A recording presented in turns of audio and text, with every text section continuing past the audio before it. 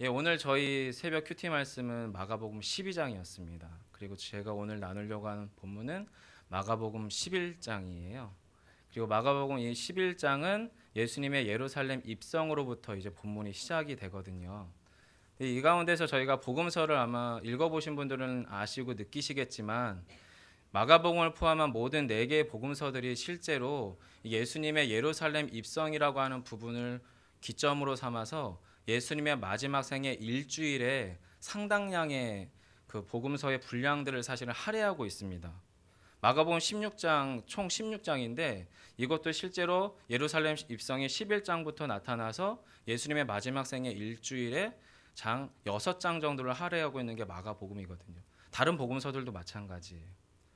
마치 드라마나 영화로 치면 이런 겁니다. 어떤 한 영화가 시작이 돼서 이제 그 스토리 가운데 주인공이 누군지를 쭉 소개하다가 이 사람이 이 땅 가운데에서 그 영화 가운데서 결정적으로 하려고 하는 것이 뭔지를 클로즈업 해놓고 슬로우 비디오처럼 천천히 보여주고 있는 게 마치 예수님의 예루살렘 입성의 시점이라는 거지요.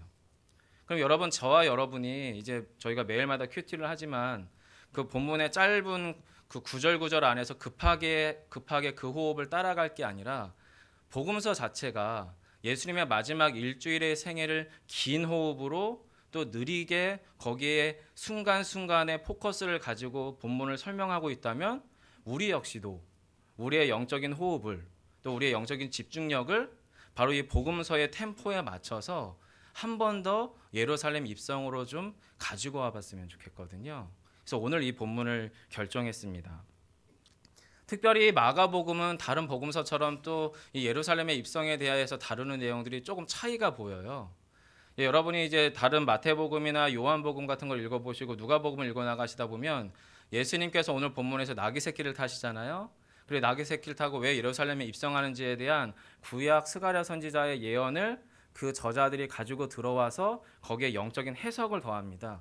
그 말은 달리 말하면 마태복음의 저자도 그렇고 요한복음의 저자도 기록자도 그렇고 마태도 요한도 이 본문에서 스가랴 선지자의 말씀을 통해서 왜 예수님이 나귀 새끼를 타려고 하는지에 대한 자기의 영적 해석, 더 정확하게는 하나님의 영적 해석이 뭔지를 우리에게 주입하려고 하고 있는데 마가복음은 그러지 않아요. 마가복음은 그냥 있는 사실 그대로의 팩트를 그냥 천천히 한 호흡 한 호흡 한순간 한순간을 담담하게 표현합니다. 불의 전차라고 하는 영화가 있었죠. 거기에서 클라이막스는 아마도 주인공이 전력 질주를 해서 역전승을 일궈내는 모습일 거예요. 거기에서도 여전히 느린 화면이 나옵니다. 그래서 그 주인공의 호흡 하나, 그 근육의 움직임들 하나하나, 그 시선 하나하나, 표정 하나하나가 카메라가 그걸 정확하게 담아내면서 그 느린 순간들이 우리 안에 감정으로 밀려오게 되는 게 그 영화의 묘미일 거예요. 본문도 마찬가지입니다. 한 호흡, 한순간 한순간을 마가복음의 저자 마가가 담담하게 적어내고 있다면 그 가운데서 우리는 우리 나름의 영적인 판단과 영적인 해석을 통해 마가가 왜 굳이 요한과 달리 또 마태와 달리 본문을 있는 사실 그대로만 거기에 자기의 어떤 해석을 더하지 않고 그 사실 그대로를 왜 기록했을까? 이 부분을 저희가 고민해 봐야 될 필요가 있을 겁니다. 그래서 오늘 본문을 가보시면 본문의 장소는 갈람산 벳다게와 베다니 사이길 어디쯤입니다. 아직 마을로 진입하기 전입니다.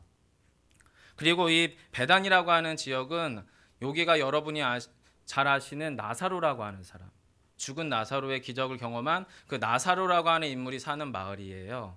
그래서 예수님은 실제로 예루살렘에 입성하실 때마다 유월절이나 절기를 지키러 예루살렘에 들어오실 때마다 바로 이 베다니의 나사로의 집에 기거하면서 사실은 유대에서 예루살렘으로 입성할 때 당신의 안식처, 숙소로서 도움을 받았던 곳이 바로 이 베다니거든요. 그럼 여기에서 지금 예수님의 지금 사건이 일어나는 건데 평상시에는 예루살렘에 올라가실 때 아마도 그냥 제자들과 같이 터벅터벅 걸어 올라가셨을 거예요. 가난하시니까 굳이 뭘 탈 만한 형편과 상황도 없으셨으니까. 근데 이날은 예수님이 제자 둘을 부르시는 겁니다. 베다니 그 마을 들어가기 초입에. 그리고 어디에 가면 나무에 나귀 새끼 하나가 묶여 있을 건데 너네가 그걸 풀러와라. 그러는 거죠. 그럼 예수님의 제자들은 이제 예수님이 그렇게 명령하셨으니까 그럼 주인이 만나서 이거 뭐 하는 짓이냐고 이야기하면 어떡합니까? 물었겠지요. 그래서 예수님이 또 마저 대답하시는 거예요. 주께서 쓰시겠다고 하면 그가 즉시로 줄 거다. 이렇게 이야기를 하는 겁니다. 제자들은 예수님의 이야기를 아마 100% 믿었을지 제 성격이면 사실 저는 저희 담임 목사께서 만약에 뭐라고 하라고 하면 순종하겠죠. 하지만 그것이 만약에 제 어떤 논리나 이성에 맞지 않거나 제 입장과 안 맞으면 속으로 투덜투덜거리지 않겠어요? 아마 제자들도 그랬을 수 있을 것 같아요. 뜬금없이 갑자기 나귀 새끼가 나무 밑에 있다는 것도 이상하고, 그래 뜬금없이 그 나귀 중에서도 멀쩡한 나귀, 어른 나귀가 아니라 나귀 새끼를 끌고 오라는 것도 좀 이상하고, 거기서 주인을 만나면 자신들이 어떻게 자초지정을 설명해야 될지 나름의 이유들도 제시하지 않고 그냥 당신이 쓰시겠다고 하면 그 사람이 줄 거다라고 이야기하는 그 모든 정황이 아마도 이 제자들에겐 꽤나 불편할 수 있었을 것 같은데, 뭐 어찌되었든 그 제자들이 이제 투덜투덜 하면서라도 갔습니다. 그리고 본문에 보면 이 나귀 새끼를 끌고 오게 되는 사건이 본문에 나타나게 되는 거지요. 여러분, 이 본문 가운데에서 우리가 기억해야 될 것은 마가가 강조하는 것은 앞에서 제가 얘기했던 이런 잡다한 자초지정들이 아니에요. 6절이 포커스입니다. 같이 한번 읽어보겠습니다. 함께합니다. 시작. 네, 마가가 지금 예루살렘의 입성이라고 하는 것을 마가복음 11장 1절로부터 11절 단 작은 11절까지의 작은 절수 안에서 약 절반 정도를 당신이 나귀 새끼를 타게 될 건데 이 나귀 새끼를 어떻게 얻게 되는지에 대한 스토리를 절반이나 할애하고 있어요. 그 얘기는 분량상 이 부분이 본문 가운데서 꽤나 중요한 이야기일 수 있다는 걸 우리가 상상해낼 수 있어야 됩니다.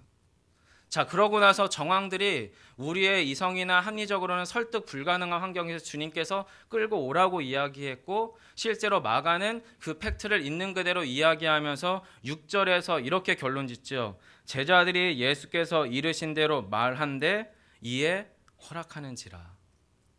여러분, 이 본문 가운데에서 저는 크게 두 가지 주제를 보여드리려고 합니다. 먼저는 예루살렘 입성하실 때 예수님의 모습 가운데에서 이 본문이 말하고 있는 숨겨져 있는 메시지, 그리고 오늘 지금 앞에서 말씀드렸던 말 그대로 보여지는 메시지 6절이죠. 주님께서 말하라 하신 대로 그대로 말했더니 이에 허락한지라. 3절로 주님의 말 그대로 표현하면 그리하면 즉시 이리로 보내리라. 사랑하는 성도 여러분들, 마가가 이 정황에서 강조하고 싶은 게 뭘까요? 본문의 스토리에 드러난 그대로입니다. 누군지 이름은 등장하지 않아요. 어떤 사람인지 설명되어 있지 않아요.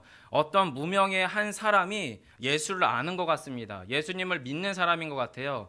누군지는 모르겠지만 그 무명의 한 사람이 예수님의 말씀에 순종하고 있는 본문의 사건이 6절이에요. 말 그대로 드러나는 팩트 그 자체입니다. 자체. 그럼 여러분, 이 팩트 그 자체가 우리에게 어떻게 해석되어져야 될까요? 이거 뭔가 예수님이 무당기 있는 모습일까요? 자, 저쪽 산속에 가면 또 저 나무 밑에 가면 어린 나귀 새끼가 묶여 있을 텐데 너네가 그걸 풀러와라. 그러면 제자들이 예수님 되게 용하다 이러면서 뭔가 좀 신비한 정황, 또 내지는 노골적으로는 그 주인이 뭔가에 홀려서 어쩔 수 없이 그 나귀 새끼를 풀어준 것 같은 쪽으로 이 본문이 해석되어져야 될까요? 그렇지 않죠. 앞에서 말씀드린 것처럼 베단이라고 하는 지역은 예수님이 예루살렘을 입성할 때에 수시로 드나들던 지역이고 위치였고, 특별히 나사로라고 하는 사람을 통해서 그 안에서 숙소를 해결하고 잠자리를 해결했던 매우 익숙한 장소고, 또 그렇게 큰 마을이 아닙니다. 즉 어느 동네에 나귀 새끼가 그 아무개 씨에게 나귀 새끼가 출생했고 이 새끼가 어느 정도 성장하게 될 거다, 또 어느 집에 뭐가 있을 거다, 이런 일거수일투족을 꽤나 마을 사람들끼리는 훤히 알 수 있을 만한 아주 작은 마을이거든요. 그 이야기는 우리가 이 가운데에서 무엇을 상상하는 것이 자연스럽냐면, 베다니의 이 지역은 예수님이 수시로 왕래하였던 곳이었고, 이 무명의 그 사람은 어쩌면 예수님을 이미 알고 있었고, 이미 그 전에 예수님의 공생의 사역이나 그 이전의 사역 가운데에서 예수님과 왕래가 있었던 사람이었던 거예요. 그리고 그 집에는 나귀가 있었습니다. 근데 그 나귀가 새끼를 낳았어요. 아마도 그 전쯤에 예수님이 그 사람에게 이야기했을 거예요. 내가 이번 6월절에 이번 예루살렘 입성 때는 당신의 나귀 새끼를 타려고 합니다. 왜냐하면 나는 이렇게 해서 하나님의 뜻과 하나님의 순종하심 가운데 행해야 되기 때문이다라고 아마도 하나님의 그 사역, 메시아적인 당신의 사명에 대하여 이 사람은 어떻게 해요? 말씀하신 거라고 상상해 볼 수 있어요. 충분히. 그리고 그때를 이 사람이 언제인지는 알 수 없지만 그냥 묵묵히 기다리는 겁니다. 묵묵히. 말씀하신 대로 나귀가 새끼를 낳았어요. 배웠어. 그 새끼가 이제 출생을 했고요. 이제 12시간이 지나서 다리에 힘이 생겨서 이제 스스로 서기 시작을 했어요. 조금 시간이 지났습니다. 약간의 가벼운 짐을 질 수 있게 됐어요. 그리고 좀 더 시간이 지났어요. 이제는 육중한 성인 남성의 체중, 많게는 80kg, 70kg 그 정도의 무게 육중하는 사람도 꽤 태울 수 있을 만큼 그 어린 나귀 새끼가 힘이 붙었어요. 주님이 언제쯤 당신의 나귀 새끼를 찾으실까 기다리고 있었어요. 근데 이번 예루살렘 입성이 6월절쯤에 예수님의 제자들이 찾아오는 겁니다. 그리고 지금 그 나귀 새끼의 줄을 풀러 가려고 해요. 당황했겠죠. 이러시면 안 된다. 이건 쓸데가 있는 곳이라. 그때 그 제자들이 이야기합니다. 네, 사실은 우리의 주 대신 예수 그리스도께서 쓰시겠다고 합니다. 그리고 거기에 그 주인은 망설이지 않고 기꺼이 그 어린 나귀 새끼를 내어줍니다. 여러분, 이것이 뭔가 오버랩 되는 거 있지 않습니까? 저는 여러분 이 모습에서 신자의 모습을 보았습니다. 신자의 삶을 보았어요. 이미 하나님께서는요, 저와 여러분 가운데 하나님의 뜻하신 말씀과 그 뜻하심이 무엇인지를 확연히 열어놨습니다. 완전한 계시가 이미 우리 안에 주어졌습니다. 이미 하나님이 우리를 향하신 뜻이 무엇인지 복음서 곳곳 가운데에서 우리에게 매우 구체적으로 뚜렷하고 확실하게 저와 여러분 가운데 이미 명령하셨고 말씀해 놓으셨습니다. 그리고 여러분의 삶의 현장 가운데에서 그 말씀 가운데 머무르며 우리의 삶을 살아내도록 저와 여러분의 세상 가운데로 내보내셨습니다. 그리고 주님께서는 여러분의 사용하시는 그 무엇, 또는 여러분이 가지고 있는 그 무엇, 또 아니면 여러분이 할 수 있는 그 무엇 가운데에서 이제는 주께서 여러분의 시간을, 여러분의 수고를, 여러분의 인생을, 여러분이 가진 그 무엇을 쓰시겠다라고 하는 당신의 뜻하심의 그 때가 여러분의 삶의 순간에 찾아 깃들기까지 당신의 때를 두고 계십니다. 그리고 그 신자의 삶에 주님이 말씀하세요. 아무개야, 내가 너의 그것을 사용하기 원한다. 하나님의 말씀이 우리 가운데 임할 때 신자들의 삶의 반응은 어떠해야 될까요? 우리에게 필요한 것은 여러분, 하나님의 시간이 우리 가운데 이르기까지의 기다림이 필요합니다. 이미 주님 우리가 어떻게 기다릴까요? 무엇을 할까요? 죄송하지만 다 알려주셨어요. 다 알려주셨어요. 당신의 때가 우리 가운데 임하기까지 우리는 이제 기다려야 되는 겁니다. 그리고 그 때가 임했을 때 주께서 쓰시겠다 할 때에 기꺼이 그것을 주님 앞에 내어드릴 수 있는 순종의 영적인 상태, 이것이 우리 신자들에게 사실은 필요한 상태인 줄 압니다. 오늘 본문 가운데에서 이 무명의 사람은 실제로 이런 마음밭이, 영적인 상태가 준비된 신약적인 표현으로 종말론적인 시간 가운데 살아가는 참 신자의 모습이 바로 이 사람의 모습이었었다라는 겁니다. 오늘 본문의 포커스는 제가 볼 때는 물론 이 부분은 아니에요. 하지만 이 본문 1절부터 6절 사이에서도 바로 신자의 모습을 통해서 저는 저와 여러분 가운데 주님이 주시고자 하는 말씀이 분명히 있을 거라고 믿습니다. 교회 안에서의 사역의 요청이 있을 수 있고요. 가정 안에서의 기도의 어머니, 사랑의 어머니로서 요청이 있을 수 있습니다. 또는 삶의 우리의 정황 가운데에서 내가 어떤 그리스도인이 되어야 하나에 대한 여러분 하나님이 주시는 여러 가지의 찔림과 깨우침이 우리 안에 발생할 수 있어요. 그럼 우리가 그때 어떻게 해야 됩니까? 주님 아직 때가 아닙니다. 죄송하지만 그 마음이 임한 게 이미 하나님의 때인데 저와 여러분이 혹시 하나님의 때를 규정하거나 제한하거나 정하고 있지는 않으십니까? 우리가 그런 실수를 범하지 않는 하나님의 참 사람이기를 간절히 소망합니다. 여러분, 그러면 7절 이후로 11절 사이에 예루살렘의 이 입성의 본격적인 부분을 나누기 전에 저희가 이미지, 그림을 한 2장 정도를 먼저 좀 보려고 하는데요. 잠시 한번 띄워주시겠어요? 첫 번째 그림입니다. 자, 첫 번째 그림은 좀 유명한 성화예요. 아마 1800년도에 그려진 그림인 것 같은데, 자, 그림을 잘 보세요. 주님께서 뭐를 타고 있는지 보시고, 자, 그 다음 이미지 한번 같이 비교해서 한번 봐주시기 바랍니다. 그 다음 이미지 보여주시겠어요? 네, 잘 보이시나요? 네. 자, 두 그림의 차이점을 조금 발견하실 수 있을까요? 공통점이 있습니다. 예수님이 아주 우람해요. 몸이 아주 체격이 좋아요.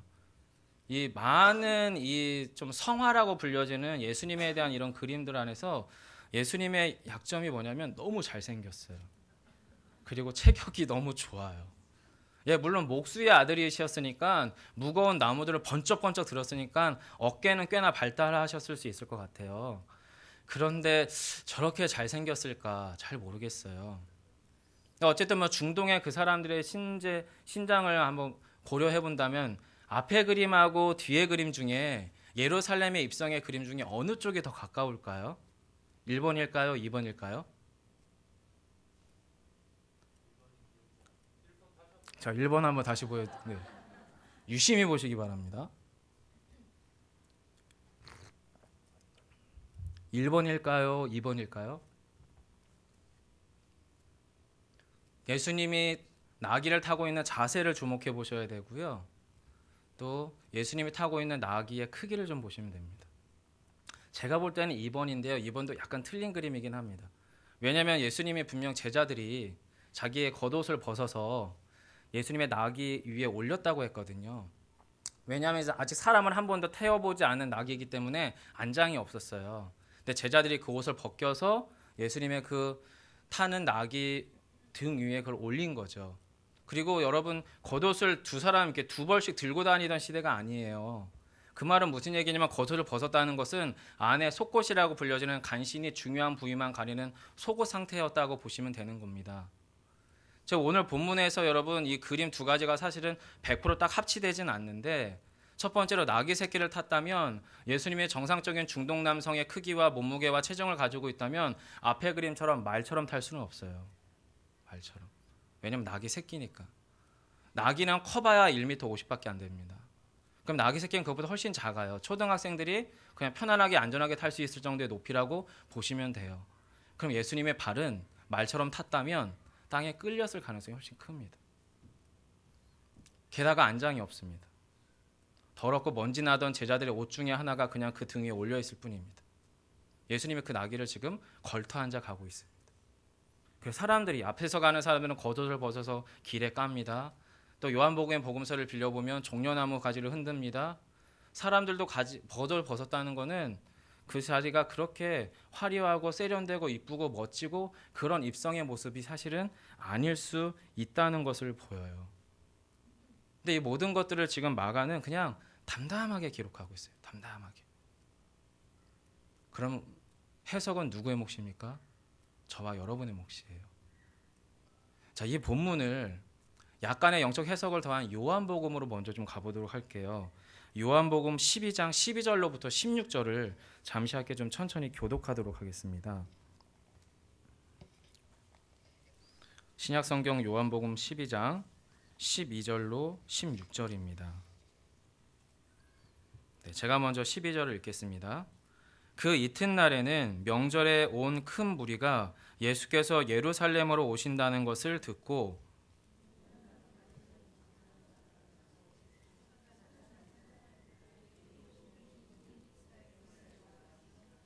예수는 한 어린 나귀를 보고 타시니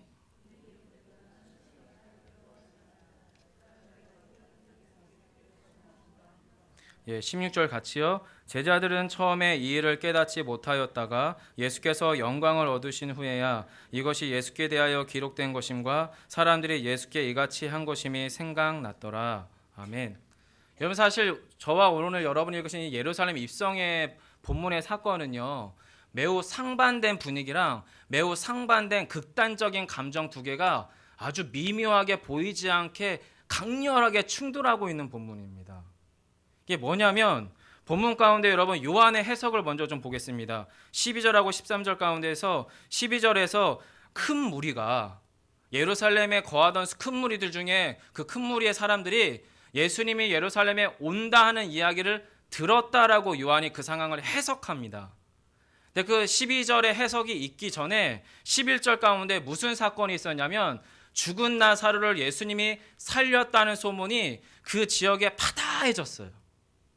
즉 12절에서 큰 무리가 예수께서 예루살렘에 오신다는 것을 들었다는 얘기는 죽은 나사로를 살린 그 예수가 온다더라. 죽은 나사로를 살리신 그 놀라운 사람이 예루살렘에 지금 들어온다더라. 그 얘기가 여러분 12절이에요. 그것 때문에, 그 이유 때문에 지금 13절에서 사람들이 종려나무 가지를 흔들고 외치면서 호산나 찬송하리로다 주의 이름으로 오시는 이 곧 이스라엘의 왕이여라고 소리치는 겁니다. 마가의 보급 표현을 빌리면 앞에서 소리치고 또 뒤에서도 소리치면서 종려나무를 흔들고 그리고 자신의 옷들을 땅에 피면서 그렇게 그를 열렬하게 주님을 환영하고 있는 모습이 12, 13절의 모습이에요. 반면에 그렇게 격렬하고 충분되어 있는 그 무리들 속에 정작 오시는 예수 그리스도의 모습은 당신의 발이 끌릴까 봐 간신히 걸터 앉아 있는 어린 나귀 새끼를 터벅터벅 타는데 거기에는 안장도 없습니다. 두 개의 분위기와 이미지가 달라도 너무 달라요. 여러분, 그런데 거기에서 사람들이 외치는 말과 손에 들고 있는 것이 요한복음의 기자의 표현을 빌리면 하나는 손에 들고 있는 건 종려나무고요. 입으로 하는 이야기는 호산나입니다. 종려나무라고 하는 것은 이스라엘의 번영과 그리고 승리를 상징하는 나무이기도 해요. 그리고 그들의 입으로 이야기하는 호산나라고 하는 단어는 제가 알기로는 아람어 톡차거, 그 당시 민족 언어입니다. 즉 어린아이든 또 모든 여인들이든 성인 남성이든 서로 간에 호산나라고 하는 단어를 서로에게 맞짱 쳐서 외칠 때에는 그것이 지금은 여기에선 찬송시로 변질된 부분도 있었지만 기본적으로는 하나님 우리를 구원하소서라고 하는 은밀한 신앙의 고백 내지는 자신들의 소망을 담은 언어이기도 합니다. 그럼 여러분, 종려나무를 흔드는 손과 입으로 호산나라고 말하는 그 입의 고백이 만나는 지점, 만나는 사건은 뭐가 있어야 됩니까? 그 안에? 바로 진짜 이스라엘의 왕 대신 그분이 오셔야만 종려나무를 흔들고 입으로 호산나라고 외칠 수 있을 거예요. 그들은 지금 그런 열광 가운데 사로잡혀 있습니다. 그런데 정작 오신 예수 그리스도의 모습은 달라도 너무 달라요. 15절이죠. 15절. 너의 왕이 나귀를 새끼를 타고 오신다. 여러분, 예수님께서 어린 나귀 새끼를 타고 그 사람들의 열광하는 그 도가니 안으로 걸어 들어가실 때 주님의 마음과 여러분 주님의 그 생각이 과연 어떤 것이었을까요? 그들처럼 마냥 기뻐하고 열광하고 있었을까요? 주님께서? 그렇지 않음을 저와 여러분은 오늘 본문 안에서 읽어내셔야 됩니다. 그런데 그들의 그런 열광된 분위기를 요한복음 기자는 진정시킬 수 없음에 대해서 바로 요한복음 12장 17절과 18절에서 이렇게 얘기해요. 제가 읽어드리겠습니다. 나사로를 무덤에서 불러내어 죽은 자 가운데서 살리실 때에 함께 있던 무리가 증언한지라 이에 무리가 예수를 맞으면 이 표적 행하심을 들었음이로라. 자, 예루살렘 성문으로 들어오고 계세요. 어린 나귀 새끼를 탔어요. 사람들이 멈칫합니다. 왜냐하면 너무 초라하니까, 너무 볼품 없으니까, 왕 같지 않으니까. 그런데 때마침 그 무리들 안에 섞여 있어요. 죽은 나사로를 살리는 모습을 본 사람들이 그 무리 안에 섞여 있는 거예요. 맞네. 그 예수야. 죽은 나사로를 살렸던 그 사람이야. 그분이 맞네라고 그 사람들이 거기서 증언해 버리니까 이들이 종려나무 흔들려고 하던 걸 멈칫했다가 다시 흔들기 시작하는 겁니다. 다시 열광하기 시작을 하는 겁니다. 요한복음에서는 여러분 예루살렘의 입성에 대해서 그렇게 본문을 이야기하고 있어요. 그런데 15절에서 요한복음은 어린 나귀 새끼를 그 왕이 타고 오신다라고 이야기합니다. 너무 상반됩니다. 분위기가 너무 다릅니다. 여러분, 우리나라에 만약에 해외에 국빈이 온다면 외국에 이런 초라하게 의전을 할 수 있을까요? 우리가 아주 가까운 평양에 있는 북한에서 의전을 행할 때 여러분 그 말도 안 되는 여러 가지 퍼포먼스를 여러분 보면서 우리는 당황스럽지 않습니까? 인간의 수장인 대통령 하나 또는 수상 하나가 와도 세상에서의 환영식은 그 정도로 화려하고 뻑적지근한데 지금 사람들의 그 열광의 현장 가운데에서 정작 오시는 예수 그리스도의 모습은 너무 달라도 너무 달라요.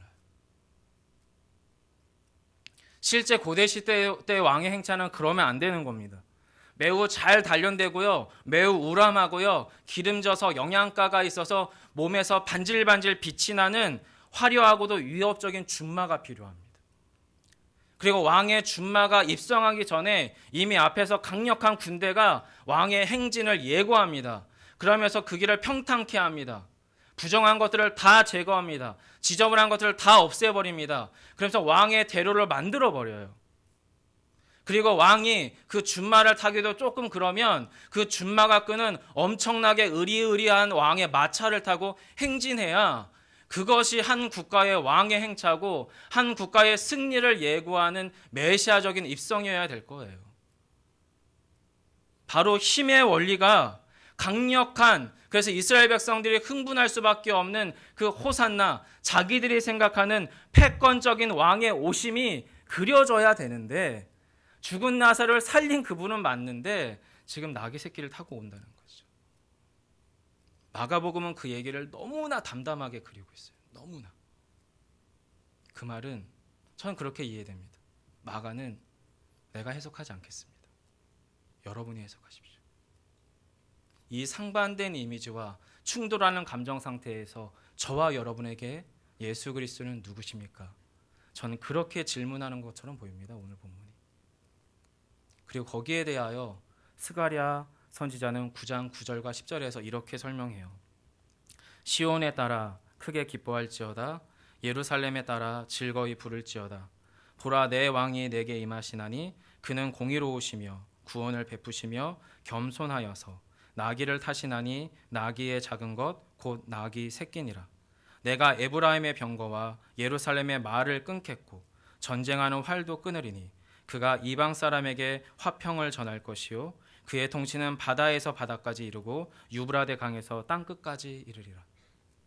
여러분, 본문 가운데에서 이 어린 나귀 새끼가 동시적으로 싣고 있는 것은 뭐냐면 하나님의 공의와 하나님의 구원입니다. 하나님의 공의와 하나님의 구원이 한 몸 대신 예수 그리스도 안에서 동시적으로 나타나고 있는 것이 오늘 본문의 예루살렘의 입성입니다. 스가랴는 그것을 봤습니다. 그럼 여러분의 삶의 정황 속에서, 여러분의 인생 가운데에서 주께서 쓰시겠다 말씀하시는 여러분의 삶의 정황 가운데로 찾아오시는 예수 그리스도 안에서 무엇을 보십니까? 공의의 하나님이십니까? 겸손하시고 화평을 베푸시는 회복의 하나님이십니까? 어린 나귀 새끼를 타고 오시는 그 모습 가운데 예수님은 그렇습니다. 그래서 10절에서 말하죠. 병거도 끊겠다, 말도 끊겠다, 전쟁하는 활도 끊겠다. 그리고 내가 이방 사람들에게 화평을 전할 것이다. 여러분, 이 시대에 또 고대 시대 때에 사람들이 구가할 수 있는 평화는 팍스 로마나의 평화밖에 없었습니다. 강력한 왕에 의한 국가가 또 그 강력한 군대가 그 땅을 초토화시키고 거기서 새로운 질서를 만들어내는 거예요. 그 강력한 힘의 원리에 사람들이 그냥 굴종당하는 겁니다. 그게 그들이 구상하고 있는, 그들이 만들어낼 수 있는, 인간이 완성할 수 있는 평화에 불과했어요. 근데 주님은 당신의 한 몸 안에 하나님의 공의와 하나님의 화평을 동시에 담아서 어린 나귀 새끼를 타고 오십니다. 그리고 그 어린 나귀 새끼는 하나님의 메시아적 사명을 이루실 예수 그리스도의 그 사역이 언제 이루어질지를 예견할 수는 없지만 하나님의 그때를 믿음 안에서 신실하게 순종하고 기다리던 어떤 한 하나님의 사람 때문에 행해진 놀라운 영적 퍼포먼스였어요. 여러분, 이 놀라운 영적인 퍼포먼스가 바로 저와 여러분이 사순절 기간을 살아가는 이 시간, 이 시대 가운데 동시에 회복되어져야 되지 않겠습니까? 우리의 삶에도 동시적으로 성취되어야 되지 않겠습니까? 근데 우리의 모습은 어쩌면 그 무리들 안에 섞여 있는지 모르겠어요. 내가 기대한 예수님의 기도응답이 있어요. 내가 원하는 기도응답과 결과가 있어요. 내가 원하는 신앙생활의 그림들이 있어요. 내가 원하는 인생의 목표와 성취되어야 될 것들이 있어요. 그것들 가지고 내가 기꺼이 종려나무 흔들 준비됐어요. 내 호산나라고 소리칠 준비가 됐어요. 그런데 정작 나의 삶의 현장 한복판으로 들어오시는 예수는 너무 반전입니다. 초라합니다. 형편없습니다. 그리고 그 가운데에서 우리는 멈칫합니다. 우리에게 고난주간이 그리스도의 오심과 고난당하심과 십자가의 죽으심과 부활하심이 우리 안에 더 이상 감동으로 다가오지 않는 이유는 우리가 거기서 예수의 죽으심을 못 봐서가 아니고요. 이미 완전히 열려있는 완전히 확실하게 완성된 계시의 말씀이 우리 안에서 온전히 믿겨지지 않기 때문이에요.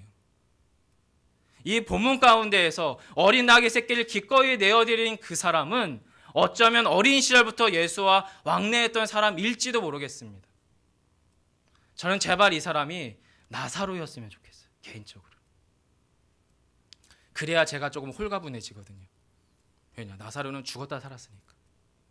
근데 만약에 여러분 그 사람이 나사로가 아니라면 죽었다 살아난 경험도 없고 어떤 기적을 경험해 보지도 않았고 오병이어의 기적이나 또 죽은 소녀를 일으키는 정말로 그런 본문의 사건들에 한 번도 들어가 보지 않았던 사람이었다면 그는 도대체 뭘 믿었을까요? 그 무명의 사람은 과연 뭘 믿은 걸까요? 주님의 말씀을 믿었습니다. 주님의 말씀. 우리의 고난주간이 주 앞에서 풍요로운 신앙의 고백으로 되살아나기 위해서 우리가 회복해야 될 것은 말씀 그대로를 향한 믿음인 줄 믿습니다. 이 믿음이 내 가슴으로 들어와서 이 안에서 어린 나귀 새끼를 타고 계신 평화의 왕, 공의의 왕 되신 예수 그리스도를 만나시는 저와 여러분 되시기를 간절히 소망합니다. 함께 찬양하겠습니다.